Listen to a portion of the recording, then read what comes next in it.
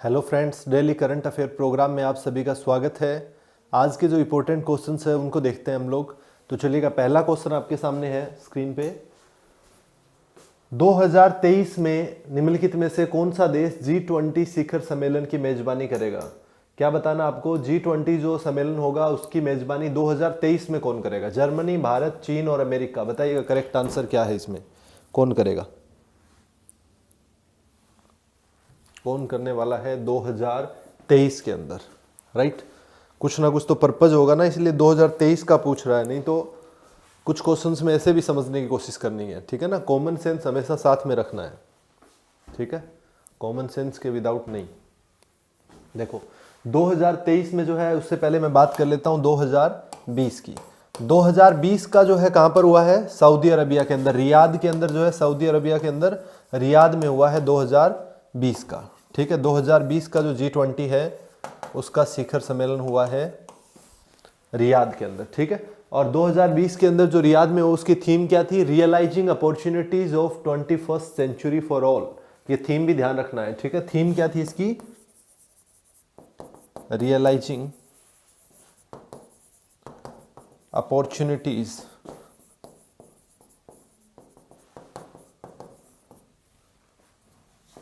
Of 21st century for all, ये इसका theme था। ठीक है, ये इसकी थीम थी, realising opportunities for of 21st century for all. कहां पर हुई? रियाद के अंदर हुई। और रियाद कहां है? ये आपका सऊदी अरब के अंदर। ये 2020 के अंदर जो हुई थी, ये G20 की 15वीं जो है, 15th जो है, ये आपकी समिट थी। ठीक है, 15वां शिखर सम्मेलन था। इसके बाद अगर बात करें 2021 के अंदर कहां होगा, तो 2021 के अंदर ये होगा इटली के अंदर। 2021 में कहां होगा? इटली के अंदर। उसके बाद जो 2022 का है वो होना था इंडिया के अंदर, लेकिन इंडिया ने बोला कि 2022 में मत करो, हमारे यहाँ 2022 में नहीं करना है, 2022 में इंडोनेशिया बोला, फिर हमारे यहाँ कर दो, कोई बात नहीं। तो 2022 में इंडोनेशिया में है। ठीक है, और उसके बाद जो 2023 का है वो कहां पर है? 2023 में जो G20 शिखर सम्मेलन होगा वो कहां पर होगा? आपका इंडिया, भारत के अंदर। और ये कौन सा होगा? 15वां वो था, तो ये 16वां हो गया, ये 17वां हो गया, और ये कौन सा हो गया? 18वां। तो क्वेश्चन ऐसे ही पूछ सकता है, 18वां G20 शिखर सम्मेलन कहां पर होगा? भारत के अंदर, 2023 के अंदर। और उसके बाद एक और भी पता है अभी तक, 19वां जो है, इसके बाद जो 2024 में होगा वो कहां पर होगा? वो होगा ब्राजील के अंदर। ठीक है, ये आपका होगा ब्राजील के अंदर होने वाला है। ठीक है, तो इतना ध्यान रखना है आपने। क्लियर है ये चीज? सो G20 के बारे में अगर बात करें तो G20 जो है 20 देशों का समूह है, जो इनिशियली जो बनाया गया था 1999 के अंदर। ठीक है, 1999 में इसकी स्थापना हुई थी। ठीक है ना, G20 की स्थापना कब हुई? ग्रुप ऑफ 20 स्थापना जो है 1999 के अंदर। ये जो G7 के मेंबर है, G7 में प्लस जो है रशिया और ऐड कर दिया, G8 जो है, उसके बाद जो है इसी प्रकार से ये सारे मेंबर जो उसके अंदर है, टोटल जो है 19 मेंबर है G20 के, प्लस में यूरोपियन यूनियन प्लस में मिला के जो है टोटल 20 हो जाते हैं। राइट, तो टोटल 20 मेंबर्स जो है इसके अंदर शामिल हैं। और ये इनिशियली बनाया गया था फाइनेंशियल स्टेबिलिटी के लिए, लेकिन बाद में जो है धीरे धीरे और चीज़ों की तरफ भी ये बढ़ गया है। और चीज़ों की बात करें जैसे कि क्लाइमेट वगैरह की तरफ भी, और भी सब चीज़ों की तरफ ध्यान दे रहा है, एनवायरनमेंट की तरफ भी।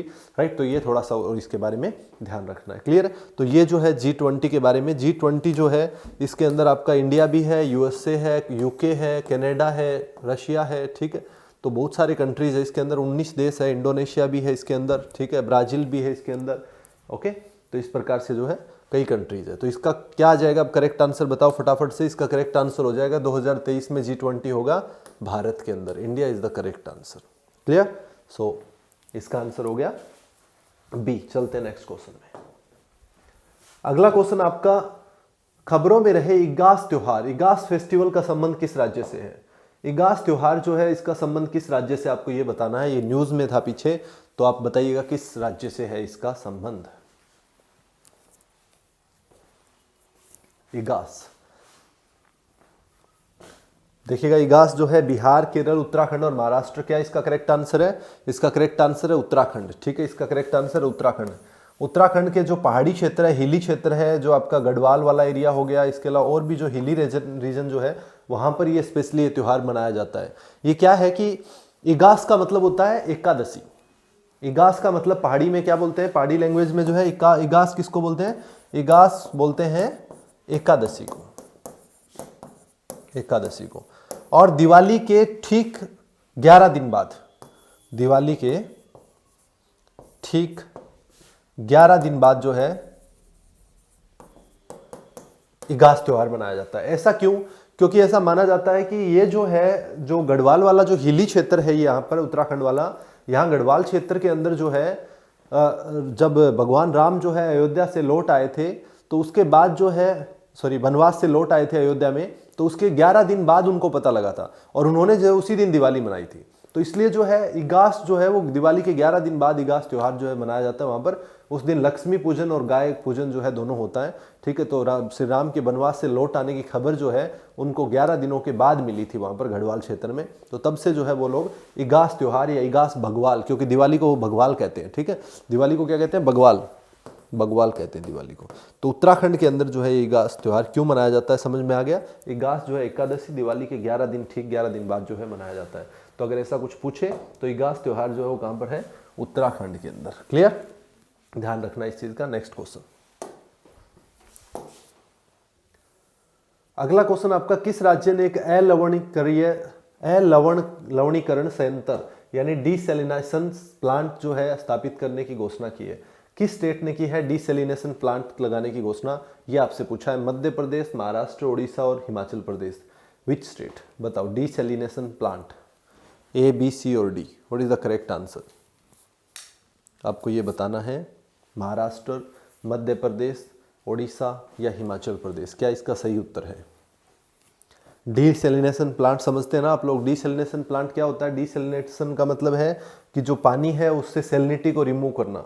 जो सॉल्ट वाटर है जिसके अंदर नमक की मात्रा है, उसको सॉल्ट को रिमूव करना जो है, ये आपका डीसैलिनेशन प्रोसेस। और ये प्लांट लगाए जा रहे हैं जिस क्षेत्र के अंदर पानी तो है लेकिन वो खारा है, और उसको यूज करने के लिए, उसको ट्रीटमेंट करने के लिए जो है उसके नमक की मात्रा जो है उसको समाप्त करने के लिए जो है ये डीसैलिनेशन प्लांट लगाए जा रहे हैं।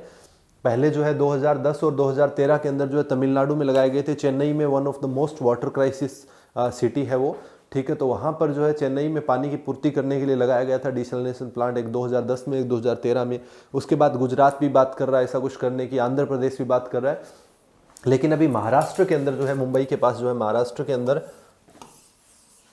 महाराष्ट्र में जो है मुंबई के पास ही लगाने की बात चल रही है, जिसके लिए जो है 16 करोड़ की लागत से बनाया जा रहा है, ठीक है। 16 करोड़ की लागत से बनाया जा रहा है, जिसके अंदर अप्रोक्सीमेटली कैपेसिटी जो बताई जा रही है वो 200 मिलियन लीटर पर डे की बताई जा रही है, ठीक है ना। 200 मिलियन लीटर पर डे जो है इसकी कैपेसिटी बताई जा रही है। 1600 करोड़, नॉट 16 करोड़, 1600 करोड़ की लागत से बनाया जाएगा, ठीक है। सो डीसैलिनेशन कैसे होता है? डीसैलिनेशन प्रोसेस क्या है? इसके अंदर आपका सबसे पहले तो पानी का जो है प्री ट्रीटमेंट होता है। प्री ट्रीटमेंट में क्या रहता है? प्री ट्रीटमेंट होगा जिसके अंदर आपको क्या किया जाएगा कि जो पानी के अंदर अशुद्धता है वो थोड़ी बहुत जो चीज़ें जो है आगे के प्रोसेस में दिक्कत ना करे, इसलिए जो है इनिशियल लेवल पे प्री ट्रीटमेंट कर देते हैं ताकि छोटी मोटी चीज़ें जो है उनको बाहर निकाला जा सके, उसको ख़त्म किया जा सके, राइट। तो इसके लिए होती है। उसके बाद जो होती है वो होती है आपकी reverse osmosis. Reverse osmosis, reverse osmosis जो है वो इसके बाद होती है। रिवर्स ऑस्मोसिस जो आपको पता होगा, आरओ जो है इसी सिद्धांत पे काम करता है, इसी रिवर्स ऑस्मोसिस पे। इसके अंदर आपको पता होगा कि एक जो है इस टाइप से जो लगी होती है, जिसके अंदर यहाँ से पानी का प्रेशर है, पानी जो है अंदर जा नहीं पाता है, पूरा पानी अंदर चला जाता है। जो बाकी के आपके जो भी मिनरल्स है जिनको भी हमें सेपरेट करना है वो जो है इम्प्योरिटीज यहाँ पर रुक जाती है और पानी जो है अल्टीमेटली यहाँ पर चला जाता है, ठीक है। तो ये जो इस तरह से एक मेम्ब्रेन सी लगी होती है, ये इस प्रेशर के साथ जो है यहाँ से पानी गुजारती है। तो ये पतली पतली जो है इसके अंदर बिल्कुल ही होल्स होते हैं, जिसके कारण जो है इम्प्योरिटीज नहीं जा पाती है। तो इसी प्रोसेस जो है रिवर्स ऑस्मोसिस से ही फिर यहाँ पर क्या होता है, सॉल्ट वगैरह रिमूव कर लिया जाता है और फिर फाइनल जो है यहाँ पर हो जाता है डिसइंफेक्शन। जो पानी के अंदर कोई जो है कोई भी और दिक्कत बच गई है तो उसके लिए जो है उसकी कंडीशनिंग और डिसइंफेक्शन और कर दिया जाता है ताकि कोई भी जो है दिक्कत ना बचे। तो ये पूरे के पूरे 3 स्टेज होते हैं इसके अंदर, प्री ट्रीटमेंट, फिर आरओ रिवर्स ऑस्मोसिस वाला, और फिर फाइनल में जो है आपका कंडीशनिंग और डिसइंफेक्टिंग, ठीक है। तो इस प्रकार से जो है डीसैलिनेशन पूरा किया जाता है इस पानी का, राइट। तो समुद्र के क्षेत्रों के अंदर जो समुद्री पानी का ही जरूरी नहीं है, और भी पानी जो है खारा पानी है तो उसका भी किया जा सकता है, बट थोड़ा सा कॉस्टली है दूसरा जो है इकोलॉजिकली थोड़ी सी दिक्कत आती है, क्योंकि सपोज करो समुद्र के पानी को अगर किया जाता है जो खारा पानी है, तो उसके बाद जो उसमें से पीने वाला पानी योग्य निकाल लिया वो तो ठीक है, बाकी का जो बच गया है वो पूरा सलाइन वाटर उसको वापस समुद्र में छोड़ते हैं, तो उसके कारण जो है वहाँ की इकोलॉजी को दिक्कत होता है। इसलिए कई जो एनवायरमेंटलिस्ट है उन्होंने चिंता जताई थी इसके बारे में रिपीटेडली कई बार। ठीक है, तो ये थोड़ा सा ध्यान रखना है। तमिलनाडु के अंदर ऑलरेडी लगा हुआ है, और आपका ये अब कहाँ और लग रहा है, तो ये अभी लग रहा है आपका मुंबई के अंदर, राइट। तो ये ध्यान रखना है। करेक्ट आंसर क्या होगा?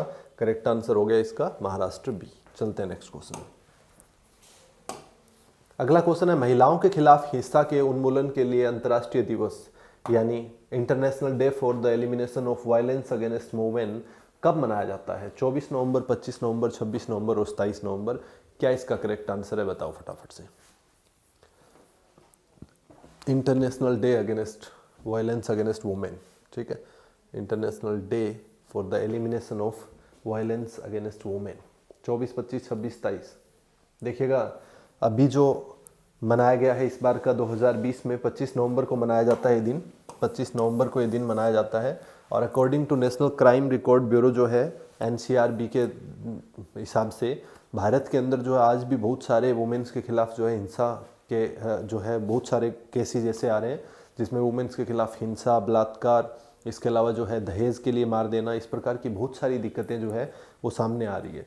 सो इसके लिए ऐसा डे मनाया जा रहा है ताकि लोगों के अंदर थोड़ी बहुत जागरूकता दी जाए।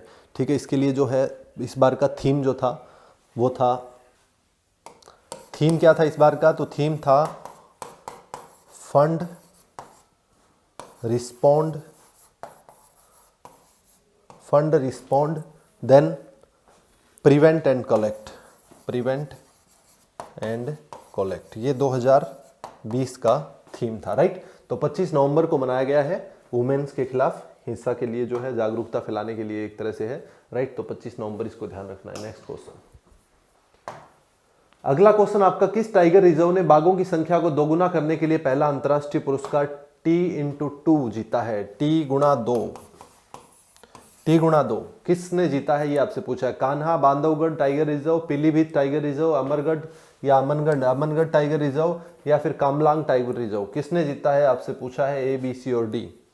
क्या करेक्ट आंसर है? आपको पता है T×2 पुरस्कार जो है वो किसके द्वारा दिया गया? UNDP, United Nation Development Programme जो है उसके द्वारा दिया जा रहा है ये T×2। क्या है T×2? टाइगर गुणा 2, यानी टाइगर को 2 से मल्टीप्लाई कर रहा है। तो ये आपको पता है कि पहले जब मीटिंग हुआ था टाइगर सेंसस के लिए, टाइगर सेंसस से पहले का, तो उसमें बोला गया था कि टाइगर्स की संख्या को दोगुना कर देंगे हम लोग। तो यहाँ पर जो पीलीभीत टाइगर रिजर्व है उत्तर प्रदेश के अंदर, उत्तर प्रदेश में जो पीलीभीत टाइगर रिजर्व है, यहाँ पर 2014 के अंदर जब सेंसस हुआ टाइगर सेंसस तो संख्या थी 25 और 2018 के अंदर हो गई 65। ठीक है, 2018 टाइगर सेंसस 4 वर्ष के बाद होता है ना, तो 18 में 65 होगी, तो दुगुनी से ज्यादा होगी। तो इसलिए जो है इस टाइगर रिजर्व को मिला था T×2 पुरस्कार, राइट। तो ध्यान रखना, पीलीभीत टाइगर रिजर्व कहां पर है? उत्तर प्रदेश। और टाइगर रिजर्व है कोई उत्तर प्रदेश में? दुधवा भी है उत्तर प्रदेश के अंदर। और कौन सा है उत्तर प्रदेश के अंदर? अमनगढ़ कहां पर है? Amangarh is also in Uttar Pradesh. तो अमनगढ़ जो है वो अभी आपका उत्तर प्रदेश के अंदर है। कामलांग जो है, कामलांग कहां पर है? कामलांग है आपका अरुणाचल प्रदेश के अंदर। ये आपका अरुणाचल प्रदेश के अंदर है, ठीक है। और कौन सा बचेगा? कान्हा, ये कहां पर आपका कान्हा टाइगर रिजर्व? ये आपका मध्य प्रदेश के अंदर है, राइट। तो ये थोड़ा सा और ध्यान रख लेना है। तो T×2 पुरस्कार जो है, और इंडिया में जो वर्तमान में टाइगर की संख्या है वो टोटल सबसे ज्यादा है वर्ल्ड में, 2967, 2967 जो है टाइगर्स है भारत के अंदर सबसे ज्यादा, ठीक है। तो ये ध्यान रखना है आपको टाइगर्स के बारे में, राइट। तो B इसका करेक्ट आंसर हो गया। Next question. नेक्स्ट क्वेश्चन है, भारत के ब्रह्मोस सुपरसोनिक मिसाइल के भूमि हमला संस्करण लैंड अटैक वर्जन का सफलतापूर्वक परीक्षण किया गया है। यह परीक्षण कहां से किया गया है? अंडमान निकोबार, तमिलनाडु, केरल और उड़ीसा। बताओ। भारत के अंदर 2 मिसाइल टेस्टिंग रेंज है, कौन कौन सी? एक तो इंटीग्रेटेड टेस्टिंग रेंज जो है आपकी ITR उड़ीसा के अंदर, ठीक है। व्हीलर आइलैंड आपको पता होगा रीनेम कर दिया गया था उसका APJ अब्दुल कलाम आइलैंड। तो दोनों ही जगह जो है मिसाइल टेस्टिंग की जाती है। इसके अलावा जो है और बात करें तो आपका श्रीहरिकोटा जो है, वहाँ से हम लोग स्पेस आपकी रॉकेट जो है उनको लॉन्च करते हैं वहाँ से। श्रीहरिकोटा जो है आपका सतीश धवन स्पेस सेंटर जो है, जहाँ पर श्रीहरिकोटा आंध्र प्रदेश के अंदर, वहाँ से हम लोग द्वीप पे है ना, वो भी एक तरह से जो आपका आइलैंड टाइप बना हुआ है आपका आंध्र प्रदेश के अंदर, वहाँ पर लोकेटेड है श्रीहरिकोटा। देखोगे तो आपकी तरफ तो ईस्टर्न कोस्ट जो है, पूर्वी तट से होते हैं, वहीं से जो है आपकी रॉकेट्स और ये आपकी मिसाइल्स जो है उनको टेस्टिंग और लॉन्च किए जाते हैं, ताकि कोई भी दिक्कत हो तो वो इस टाइप जो है समुद्र के अंदर हो जाए। तो समुद्र का जो किसी भी लैंड का जो ईस्टर्न कोस्ट होता है, पूर्वी तट होता है, उसी पे इस प्रकार के टेस्ट किए जाते हैं, राइट। तो ये ध्यान रखना है। अब बात कर रहा है ब्रह्मोस की, तो ब्रह्मोस के लिए आंसर दीजिए A, B, C और D, बताइए फटाफट से।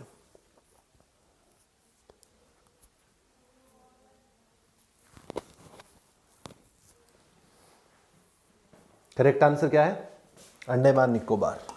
अंडमान निकोबार आइलैंड से किया है हम लोगों ने सुपरसोनिक मिसाइल का लैंड अटैक वर्जन का टेस्टिंग, ठीक है। अब क्या है कि जो ब्रह्मोस मिसाइल है, एक्चुअल में ब्रह्मोस मिसाइल जो है किस किस का ज्वाइंट डेवलपमेंट है, तो मॉस्को रिवर जो है आपकी रशिया की जो रिवर मॉस्को है, और ब्रह्मपुत्रा रिवर जो इंडिया की है, इन दोनों के ज्वाइंट नाम से इसका नाम बना है ब्रह्मोस। तो ब्रह्मोस जो है, ब्रह्मोस एरोस्पेस जो लिमिटेड है रशिया का, और इंडिया की तरफ से DRDO जो है उन्होंने डेवलप कर रखा है ये ब्रह्मोस, ठीक है। ब्रह्मोस जो है एक सुपरसोनिक मिसाइल है, सुपरसोनिक मिसाइल है, सुपरसोनिक। सोनिक जो है आपकी साउंड की स्पीड जो है 1 मैक, इससे ऊपर जो साउंड की होती है वो सुपरसोनिक होगी, जैसे कि 2+ है, 2 3+ है, 3 सुपरसोनिक है, ठीक है। तो इस प्रकार से जो है जो होगी वो सुपरसोनिक हो जाएगी।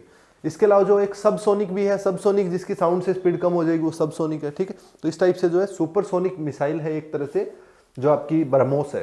ब्रह्मोस जो है ये आपकी हवा, लैंड वर्जन भी है इसका हमारे पास, एयर वर्जन भी है, हवाई वर्जन भी है इसका हमारे पास, और इसको हम लोग जो है सबमरीन से भी, पनडुब्बियां जो है उसके अंदर वहां से भी जो है छोड़ सकते हैं। तो इसके सारे वर्जन जो है हमारे पास अवेलेबल है ब्रह्मोस के। इसकी जो रेंज है वो हमारे पास 450 किलोमीटर के आसपास तक जो है इसकी रेंज है, ठीक है। पहले जब इंडिया MTCR का सदस्य नहीं होता था तब हम लोग बाउंड थे, तब इसकी रेंज थी 300 किलोमीटर। लेकिन अब जो है India MTCR, missile technology control regime, missile technology control regime जो है ये एक संस्था है जो इन चीज़ों को देखती है, ठीक है। तो उसके अंदर जो है इंडिया अभी सदस्य बन चुका है, 2017 में सदस्य बन गया था। उसके बाद से जो है फिर इसने इसकी बढ़ा दी कैपेसिटी, तो 450 के आसपास जो है। तो ये मीडियम रेंज की है, एक तरह से मीडियम रेंज मिसाइल है, मीडियम रेंज, ठीक है। इसके अलावा सुपरसोनिक है। इसके अलावा और क्या है, ये जो आपकी क्रूज मिसाइल है, ठीक है, क्रूज मिसाइल है। क्रूज और बैलिस्टिक मैंने आपको कई बार बताया। तो क्रूज मिसाइल ब्रह्मोस जो है इसका अंडमान निकोबार जो है यहाँ से किया गया था टेस्ट, राइट। तो ये ध्यान रखना है। फायर एंड फॉरगॉट टेक्नोलॉजी पे काम करती है, एक बार चला दिया तो फिर भूल जाओ, अपने आप जो है ट्रेस करेगी और खुद से जो है पहुंचेगी फिर, ठीक है। तो फायर एंड फॉरगेट टेक्नोलॉजी इसको कहते हैं, उसके बेस पे काम करती है। सो अंडमान निकोबार इसका करेक्ट आंसर ए हो गया। नेक्स्ट क्वेश्चन, अगला क्वेश्चन आपका, केंद्र सरकार ने हाल ही में प्रवासी भारतीय केंद्र का नाम बदलकर कर दिया है। प्रवासी भारतीय केंद्र का नाम बदलकर क्या कर दिया गया केंद्र सरकार ने? अटल बिहारी भवन, इंदिरा गांधी भवन, सुषमा स्वराज भवन या मनोहर पारिकर भवन? बताइएगा। इंदिरा गांधी भवन तो नहीं करेंगे क्योंकि सरकार किसकी चल रही है, यू नो वेरी वेल। ये 3 नामों में से हो रहा है। मनोहर पारिकर भी बहुत बड़ा नाम है अपने आप में, you know very well. Sushma Swaraj ji या फिर अटल बिहारी वाजपेयी। अटल बिहारी वाजपेयी के नाम से भी बहुत सारी चीज़ों के नाम रखे गए हैं, ठीक है। नाम बदलने का सिलसिला चल रहा है, कहीं पे नए नाम रखने का सिलसिला चल रहा है, तो ये चीज़ें चल रही है। तो करेक्ट आंसर बताइएगा इसका क्या है? प्रवासी भारतीय केंद्र। प्रवासी भारतीय केंद्र जो है वो उसका नया नाम रखा गया है, वो पूछा गया है। तो देखिएगा, प्रवासी भारतीय दिवस भी मनाया जाता है एक 7 से 9 जनवरी को, ठीक है ना। 7 से 9 जनवरी को मनाया जाता है प्रवासी भारतीय दिवस प्रतिवर्ष। लेकिन 2019 में जो मनाया गया था वो मनाया गया था 21 से 23 जनवरी को वाराणसी के अंदर, राइट। तो 15वां प्रवासी भारतीय दिवस जो है वो मनाया गया था आपका 21 से 23 जनवरी को 2019 के अंदर, ठीक है ना। लेकिन 7 से 9 जनवरी को प्रतिवर्ष मनाया जाता है, लेकिन ये वाराणसी में मनाया गया था 21 से 23 को, ठीक है। सो पहले प्रवासी जो है महात्मा गांधी को कहा जाता है, ये और बता दिया मैंने आप लोगों को। क्योंकि वो 9 जनवरी को दक्षिण अफ्रीका से लौटकर भारत आए थे, राइट। अब आपसे पूछा है कि कौन सा क्या किसके नाम पे रखा गया है, तो सुषमा स्वराज भवन रखा गया है उसका नाम। सुषमा स्वराज जो है विदेश मंत्री रहे थे, उनका निधन हो गया था बाद में, ठीक है। तो सुषमा स्वराज के नाम से जो है इनका इसका नाम रखा गया है, तो ये आपको ध्यान रखना है, ठीक है ना। सुषमा स्वराज जो है 14 फरवरी को अम्बाला में जन्म हुआ था और 6 अगस्त को जो है सुषमा स्वराज का निधन हो गया था। तो 14 उनकी जो है 68वीं जयंती पर 68 जयंती पर जो है इनका नाम बदलकर प्रवासी भारतीय केंद्र का सुषमा स्वराज भवन रख दिया गया था, ठीक है। तो ये ध्यान रखना है। इसके अलावा जो फॉरेन आपका सर्विस इंस्टीट्यूट है, जहाँ पर जो राजनयिक है, विदेशी जो हमारे एम्बेसडर्स है जो विदेशों में भेजते हैं हम लोग, तो उनको ट्रेनिंग देने का काम किया जाता है, उसका भी नाम बदला गया था और उसका नाम भी इनके नाम से रख दिया गया, सुषमा स्वराज जी के नाम से, ठीक है। सुषमा स्वराज जो है विदेश संस्थान जो है ऐसा करके रख दिया उसका नाम भी। तो दोनों ही नाम जो है वो प्रशिक्षण देने के लिए था, उसका भी नाम, और ये आपका प्रवासी भारतीय केंद्र का भी नाम। क्लियर है। सो इसका करेक्ट आंसर क्या हो जाएगा, सी इसका करेक्ट आंसर हो जाएगा। डन। चलते हैं नेक्स्ट क्वेश्चन में। अगला क्वेश्चन है आपका, कौन भारतीय मूल के व्यक्ति हाल ही में ब्रिटेन के नए वित्त मंत्री नियुक्त किए गए, ये बताना है। अजीत सिन्हा, कमल वर्मा, ऋषि सुनक या फिर दीपक मित्तल, किसको बताइएगा। भारतीय मूल के व्यक्ति है जिन्हें ब्रिटेन के वित्त मंत्री यानी फाइनेंस मिनिस्टर के रूप में नियुक्त किया है, तो आपको ये बताना है कौन है वो व्यक्ति, कौन है, ए, बी, सी और डी। तो ये व्यक्ति है ऋषि सुनक, ठीक है। ऋषि सुनक व्यक्ति है जिसको ब्रिटेन के अंदर फाइनेंस मिनिस्टर नियुक्त किया गया है, पहले भारतीय एक तरह से ब्रिटेन के अंदर फाइनेंस मिनिस्टर नियुक्त किया गया है, जिनको ऋषि सुनक जो है इनको किया गया है। और ब्रिटेन की पार्लियामेंट जो है आपको पता है मदर ऑफ पार्लियामेंट कहा जाता है, क्योंकि इंडिया का जो पार्लियामेंट्री सिस्टम है वो भी ब्रिटेन के आधार पर ही बना हुआ है, वहीं से हम लोगों ने सीखा हुआ है, ठीक है। तो ब्रिटेन के अंदर जो है पहले कई जो है राज्य उसके अंडर में आते थे, इसलिए जो है इसका पार्लियामेंट्री सिस्टम कईयों के पास है, तो इसलिए जो है इसको क्या बोलते हैं, मदर ऑफ पार्लियामेंट भी कहा जाता है ब्रिटेन की ब्रिटेन की जो पार्लियामेंट है उसको, राइट। तो वहाँ पर जो है ऋषि सुनक जो भारतीय मूल के व्यक्ति हैं काफ़ी चर्चा में रहे, जो कि वहाँ पर फाइनेंस मिनिस्टर या वित्त मंत्री के रूप में नियुक्त हुए। क्लियर है। तो सी इसका करेक्ट आंसर हो जाएगा। नेक्स्ट क्वेश्चन आपका अगला क्वेश्चन है, हाल ही में कंप्यूटर में कट कॉपी पेस्ट फंक्शन लाने वाले वैज्ञानिक का निधन हुआ है, जिनका नाम है, कौन वैज्ञानिक थे जिनका कट कॉपी पेस्ट लाने वाले का निधन हुआ है। तो देखिएगा वेरी वेरी इंपॉर्टेंट, इसके बिना जो है लाइफ आजकल मुश्किल लगती है, अगर ऐसा नहीं होता तो कितनी दिक्कत हो जाती है। जो कंप्यूटर यूज़ कर रहा है उसी को पता है ये बात बहुत अच्छे से, तो इतना आसान बना दिया इस व्यक्ति ने जो है। तो बताइए क्या नाम है उनका, कट कॉपी पेस्ट वाले। लेरी टेस्लर या फिर मार्क जॉर्डन या डेविड कीप या ओस्लो जर्मन, ए, बी, सी और डी, क्या नाम है इनका बताइएगा फटाफट से।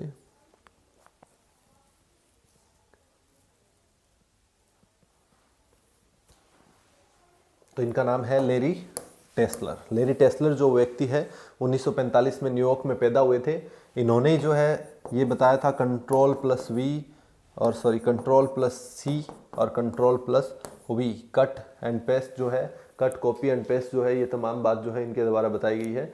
ये पेस्ट का स्पेलिंग पूरा नहीं लिख रखा है, पास लिख दिया है, ठीक है। तो कंट्रोल प्लस सी और कंट्रोल प्लस वी जो है इसके बारे में आपका लेरी टेस्लर ने बताया था, राइट। तो ये न्यूयॉर्क के रहने वाले थे। इसके अलावा अगर बात करें तो फादर ऑफ कंप्यूटर किसे कहा जाता है, चार्ल्स बेबेज। और वर्ल्ड वाइड वेब जो है आपका ब्राउजर जो है उसका किसने किया था इन्वेंशन, वो किसके, उसके फादर कौन है, तो टिम बर्नर्स ली, ठीक है, उसके है टिम बर्नर्स ली, राइट। तो ध्यान रखना है। और जीमेल की अगर बात करें तो जीमेल कौन है, तो पॉल बुचिट जो है, जीमेल के कौन है, पॉल बुचिट, पॉल बुचिट, पॉल बुचिट, ठीक है। और टिम बर्नर्स ली जो है आपके वर्ल्ड वाइड वेब, ठीक है। तो ये ध्यान रखना है। सो कंट्रोल प्लस सी कट कॉपी पेस्ट वाला समझ में आ गया आपको, क्या इसका करेक्ट आंसर क्या हो जाएगा, फिर ए हो गया इसका करेक्ट आंसर, राइट। चलते हैं नेक्स्ट क्वेश्चन में। अगला क्वेश्चन क्या है आपका, हाल ही में जारी रिपोर्ट के अनुसार दुनिया में सबसे ज्यादा बोली जाने वाली भाषा में हिंदी का कौन सा स्थान मिला है, पहला, दूसरा, तीसरा और चौथा। तो बता दीजिएगा। ये तो एकदम इजी क्वेश्चन आपके लिए, काफी बार हो भी चुका है क्लास के अंदर भी, इसके बारे में कहीं ना कहीं डायरेक्टली और इनडायरेक्टली तो मैं बता चुका हूं। तो इसका करेक्ट आंसर दीजिएगा फटाफट से।